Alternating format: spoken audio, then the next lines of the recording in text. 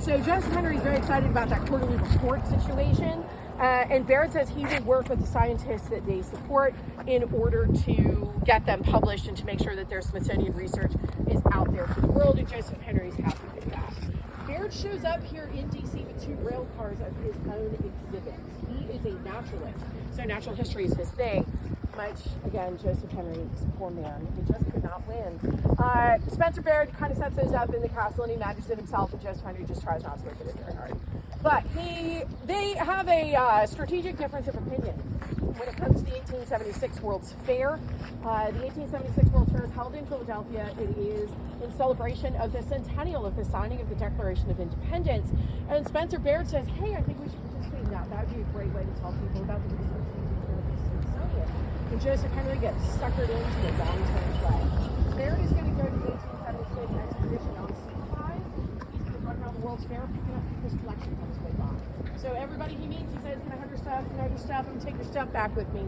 And people are happy to give them their stuff because then they don't have to ship it back wherever they're from. So Baird will come home now this time with a whole train of his own. He'll go to the Board of Regents and say, hey, that little castle they need to work out. I need a museum.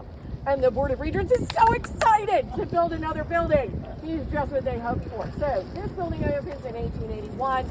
Around that time, Baird will become the second secretary of the Smithsonian when Joseph Henry dies. Baird will move all of that 1876 exhibition and his own collections into here. The castle will end up being used for more formal occasions. It will really not be much of a museum after that. Okay? And it will continue in that vein. The castle never really goes back to being part of the museum portion of the Smithsonian. This building will eventually get full, hard as it is to believe.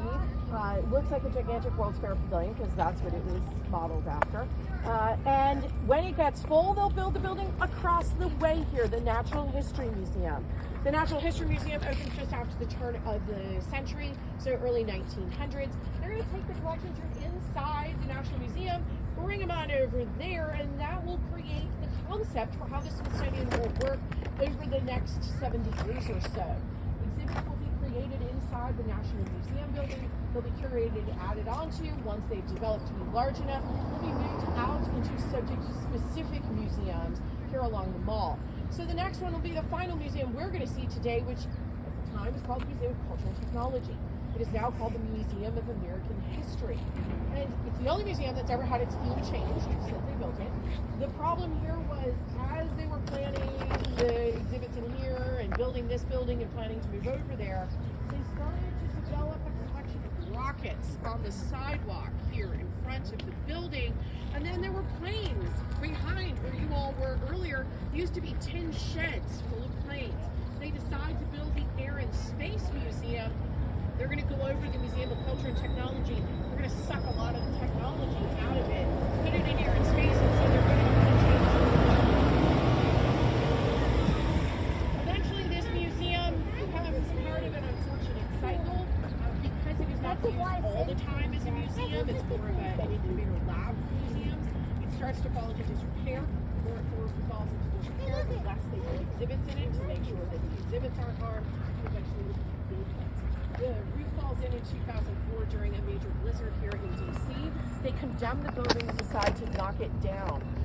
There is outcry. This is an Adolph Plus building. If you're familiar with him as an architect, he had built hundreds of buildings all over DC, the most prolific architect in DC in the Victorian era.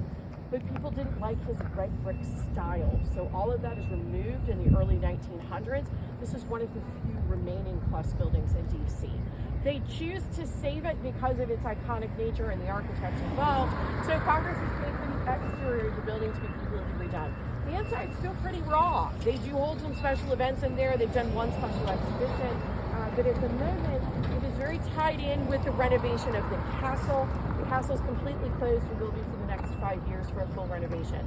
It cannot sustain itself with modern services in terms of sewage and plumbing and HVAC and all that. So they will be digging down between the two buildings and underneath Arts and Industries, which is what we call the National Museum building now, in order to put those services in and then pipe them over to the castle. So Arts and Industries will mostly remain closed while that effort is ongoing. So these buildings will continue to be closed for a period of time.